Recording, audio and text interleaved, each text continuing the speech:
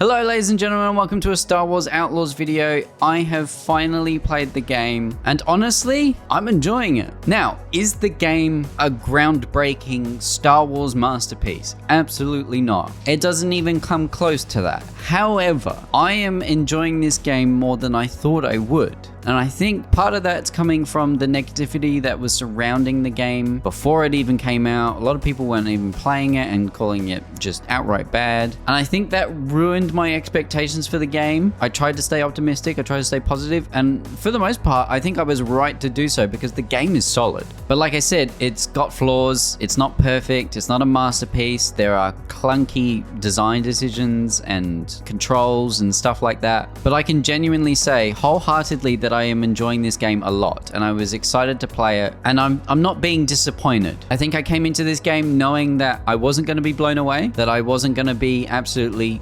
gobsmacked by the design choices, by how the combat works, the stealth, everything in this game. I just knew it wasn't going to blow me away and I was going to go out of this thinking this is one of the best games of the year. Never thought that for a second. But the game has, you know, got its review scores now, and a lot of people are giving it sort of mid scores. Right now on Metacritic, critic reviews say it's a 77, which honestly, if you looked at that number, you would think, oh yeah, this game is actually better than most people probably thought it would be. And like 77 is not a bad score. Out of 100, you would look at that score and go, oh, well, if I'm a Star Wars fan, I must play this game. And I would still recommend you play this game if you're a Star Wars fan. It's if you're not a Star Wars fan, where I would start to be hesitant to recommend this game to you, especially for the price tag that's attached to it. I mean, in Australia, it's $100 for the standard, $170 for the gold, and $200 for the ultimate edition. Just nuts. Like, a game shouldn't cost that much, especially a game like this. And I'm about 13 hours into my playthrough right now, and I tried not to steamroll the main story, but I accidentally have, and I feel like I'm up to the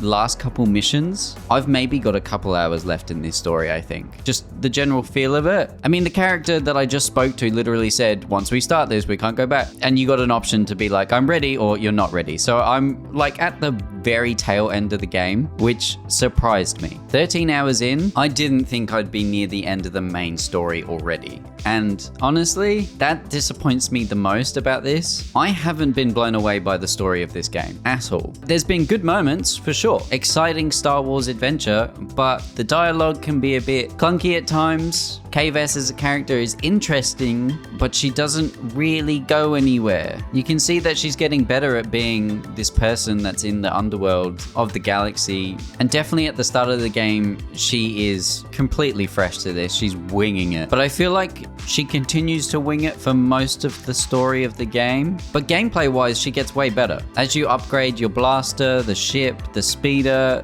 her abilities, everything gameplay-wise, you upgrade with her. It feels significant and you feel a lot better. Like where I'm at in the game right now with my abilities and upgrades and stuff, the gameplay is satisfying. But I was kind of let down story-wise about this game. I just thought there were many more opportunities for certain events in the story, certain characters that could have been fleshed out way better. Like Lady Kira, for example, was excited to meet her and it just felt like half-assed. Jabba the Hutt, you do get to meet, you do a couple missions for him. That whole day one mission thing, don't worry about that. That's something completely different. Main story-wise, you do get to meet Jabba and interact with him and do stuff for him. That's a thing. They haven't completely locked out one of the main underworld bosses. That was never going to be a thing. But even Jabba felt kind of underwhelming. It was cool to be in Jabba's palace. It was cool to meet Jabba, cool to meet all the different characters. There are some other cameos of characters that pop up, but most of them just felt underused. And I think that's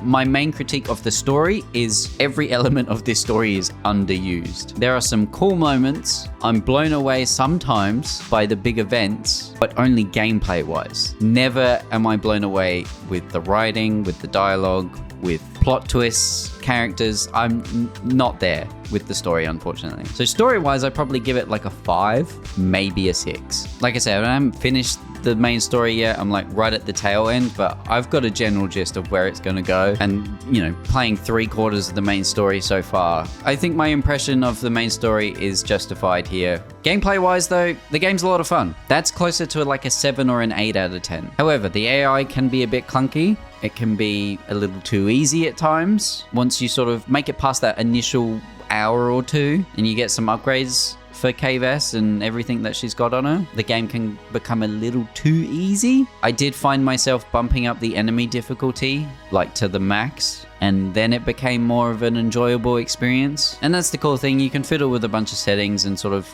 curate your experience to how you want it to be. There's different options and everything's sort of separated, like how your health is affected when you get hit, whether it's easy or hard, enemy difficulty, things like that. So at least there's that. But game mechanics, there's nothing new here. It's all pretty familiar. But one thing this game does really well is makes you feel like you're in the Star Wars universe, that you're immersed in this world, and the gameplay translates that the best. And honestly, this game would be so much better if that story met the same level that the gameplay and immersion reaches. Because the sound design in this game is awesome, the music is fantastic, gameplay's fun, nothing new, but it's fun.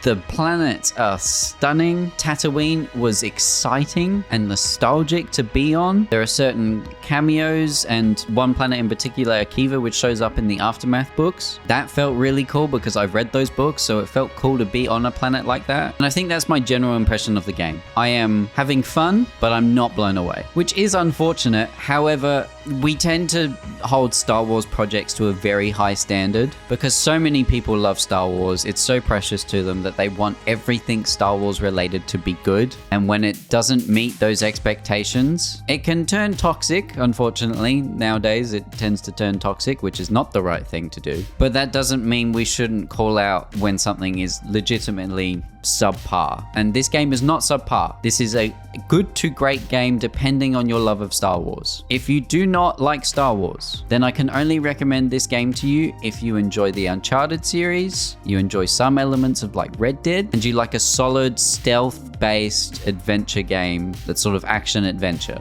But if you're not into Star Wars, probably give this one a miss, maybe wait until a sale. However, if you are a Star Wars fan, a big Star Wars fan, and you want to experience the Star Wars universe in honestly the best open world experience in a modern era, I'm discounting Star Wars Galaxies and the Old Republic, right? That 10, 20 plus years ago. In a modern era of gaming, this is the best open world experience you can have as a Star Wars fan, in my opinion. And that comes down to the world design, the sound design, the looks of the game, facial animations aside, because sometimes, whoa, it's a little clunky. Again, this is such a good game, but it's so clunky that it just brings it back down to earth. So it's a weird one. I've enjoyed Star Wars Outlaws. I'm going to continue to enjoy it. There's tons of side content. This isn't an open world game that feels empty by any means. There's a lot to do here. I'm loving the experience of being someone in the Star Wars universe that's totally grounded. And honestly, this game is making me want a Star Wars game where you are like a rebel commando,